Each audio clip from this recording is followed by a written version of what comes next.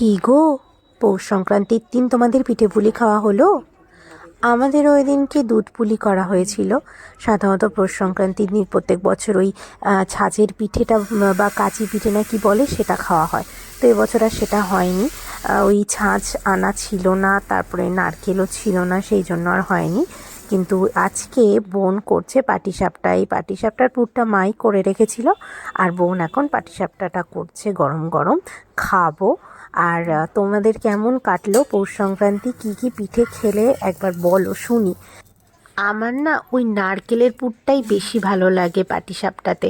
অনেকে ক্ষীরের পুর দিয়েও করে, কিন্তু আমার নারকেলেরটা বেশি ভালো লাগে। তো আমাদের এই পাটিসাপটাটা সন্দেশের মধ্যে একটু নারকেল আর গুড় দেওয়া হয়েছে। পুরোপুরি নারকেল দিয়ে করা হয়নি, কারণ নারকেলের একটু অভাব চলছে। মানে দেখো, বাড়িতে নারকেল গাছ আছে তবুও নারকেলের অভাব, কারণ সেই ডাব থাকতেই আর কি পাড়ানো হয়ে গেছিলো। তো ওই জন্য এই মুহূর্তে নারকেল নেই, তো যা আছে এইটা দিয়েই আর কি করা হলো।